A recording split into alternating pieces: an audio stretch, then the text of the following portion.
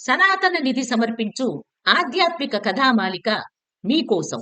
పలువురి ఆధ్యాత్మిక ఉన్నతికి దోహదకారి అవుతున్న సనాతన నిధి అనే మా మొబైల్ మరియు స్మార్ట్ టీవీ అప్లికేషన్ ద్వారా మీకు ఆధ్యాత్మిక ఆనందాన్ని కథల ద్వారా అందిస్తున్నాము. పురాణ ఇతిహాసాల నుండి సేకరించి మేము పొందుపరిచిన అద్భుత కథలు, జీవిత సత్యాలు మీ జీవితాన్ని ఔన్నత్యాన్ని చేకూరుస్తాయి. మా యాప్ ని డౌన్లోడ్ చేసుకోండి, సబ్స్క్రైబ్ చేయండి, లైక్ చేయండి, షేర్ చేయండి. సనాతన నిధి అప్లికేషన్ సమర్పించువారు సనాతన లైఫ్ సైన్సెస్. పూర్వం ఒక ఊరిలో సుశర్మ అనే వ్యక్తి ఉండేవాడు.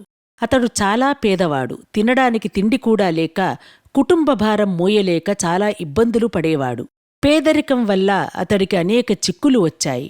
అతని పరిస్థితిని చూసి ఒక స్నేహితుడు, ఈ దీనావస్థ నుంచి నువ్వు బయటపడాలంటే అపారమైన దైవకృప అవసరమని, ఆ దైవానుగ్రహం సంపాదించమని చెప్పాడు. ఏ దేవుని పూజిస్తే తన చిక్కులు పోతాయో చెప్పమన్నాడు సుశర్మ. అప్పుడు ఆ మిత్రుడు, శివుడు బోలాశంకరుడు, భక్తులు పిలవగానే పలుకుతాడు.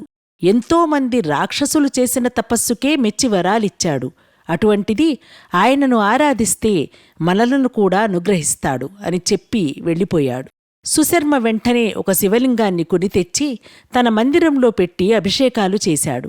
మారేడు దళాలు సేకరించి అర్చించాడు.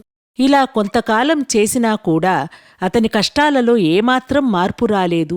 దిగాలు పడిపోయిన సుశర్మను చూసి ఒక శ్రేయోభిలాషి, నువ్వు కృష్ణుడిని ఆరాధించు, ఆయన ఎన్నో అద్భుత లీలలు మహిమలు చేసేవాడు, ఏదో ఒక అద్భుతము చేసి నిన్ను కూడా కాపాడుతాడు అని స్నేహితుడికి సలహా చెప్పాడు. సుశర్మ వెంటనే కృష్ణుడిని ఆరాధించటం మొదలుపెట్టాడు. అయినా అతని పరిస్థితిలో మార్పు రాలేదు, కష్టాలు తీరలేదు. ఇక వినాయక చవితి వచ్చింది. కోరికలు తీరాలంటే వినాయకుని పూజించాలని ఆయన ఆరాధన మొదలుపెట్టాడు. అయినా అతడి ఈతి బాధలు తగ్గలేదు. అలా కాదు, ఆంజనేయుడు అసాధ్యాన్ని కూడా సుసాధ్యం చేయగలడు. కాబట్టి భారమంతా ఆయన మీద వేసి పూజించమని మరొక హనుమద్భక్తుడు సెలవిచ్చాడు. సుశర్మ ఆంజనేయస్వామి విగ్రహం తెచ్చి నియమబద్ధంగా పూజించాడు. ఫలితం కనపడలేదు. ఇలా అందరి దేవుళ్లను పూజించి విసిగి వేసారిన సుశర్మ ఒక నిర్ణయానికి వచ్చాడు. ఈ మగదేవుళ్లందరూ ఇంతే, సులభంగా కరగరు. శక్తిస్వరూపిణి అయిన అమ్మవారు అవ్యాజ కరుణామూర్తి. ఆ తల్లి కరుణతో, ప్రేమతో నన్ను తప్పక ఆదుకుంటుందని నమ్మి అమ్మని కొలవటం మొదలుపెట్టాడు. అయితే అతని సుకృతమో, కాలం కలిసొచ్చిందో మరి, అతనికి తన పూర్వీకుల నుంచి అయాచిత ధనప్రాప్తి కలిగింది. కష్టాలు తీరాయి. ఆ ధనంతో మొదలుపెట్టిన వ్యాపారం దినదినాభివృద్ధి చెంది అతనికి సిరి సంపదలు, సుఖసంతోషాలు కలిగాయి. అతని కోరికలు నెరవేరాయి. అమ్మవారి మీద అపారమైన నమ్మకం పెరిగిపోయింది. అతని మనస్సులో అమ్మ పట్ల కృతజ్ఞతాభావం నిండిపోయింది.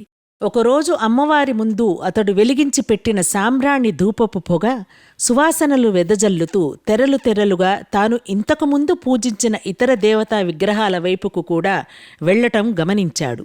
అతనికి కోపం వచ్చింది. ఎంత అర్చించినా కూడా తన కష్టాలను తీర్చని ఆ దేవుళ్లకు ఈ ధూపం ఆఘ్రాణించే అర్హత లేదని ఆ విగ్రహాల ముఖాలను కప్పేలా గుడ్డలు కట్టి మళ్లీ అమ్మని ధ్యానిస్తూ కళ్ళు మూసుకున్నాడు. కొంతసేపైన తర్వాత కళ్ళు తెరిచాడు. ఎదురుగా శివుడు, కృష్ణుడు, గణేశుడు, ఆంజనేయుడు నిలబడి ఉన్నారు. ప్రసన్నంగా నవ్వుతున్నారు. వాళ్లని చూసి ఆశ్చర్యపోయాడు.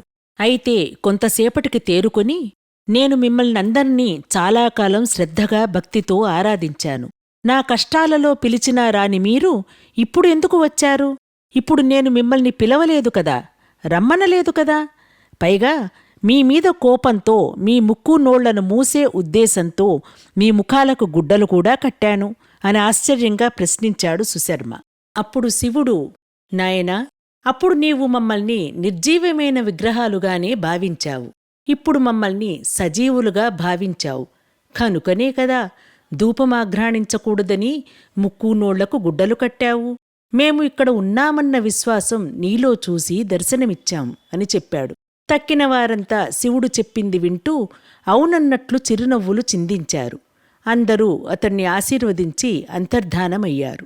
ఇక్కడ మనం తెలుసుకోవలసింది, భగవంతుణ్ణి విగ్రహంగా కాక నిజంగానే ఉన్నాడనే దృఢ విశ్వాసంతో పూజించాలి, ఆరాధించాలి. రామకృష్ణ పరమహంస చిన్నతనంలో ఒకసారి గుడికి వెళ్ళి అమ్మవారి ముందు నైవేద్యం పెట్టి తినమన్నాడు. ఆవిడ రోజూ వచ్చి నైవేద్యం తింటుందనుకున్నాడు. కాని అలా జరగకపోవటంతో రోజూ తినేదానివి ఈవేళ తినవేమి, తింటే కాని నేను వెళ్ళను అన్నాడు. తాను తింటానన్న అతని దృఢ విశ్వాసానికి మెచ్చి అమ్మ నైవేద్యం ఆరగించి అతనిని అనుగ్రహించింది. అది భగవంతుని పట్ల విశ్వాసమంటే. కష్టాలు కర్మఫలాన్ని బట్టి వస్తాయి. అవి ఎల్లకాలం ఉండవు. దైవానుగ్రహం ఉంటే కష్టాల కడలిని సునాయాసంగా దాటగలిగే శక్తి లభిస్తుంది. ఈ వీడియో మీకు నచ్చినట్లయితే లైక్ చేయండి, షేర్ చేయండి, మా ఛానల్ని సబ్స్క్రైబ్ చేయండి.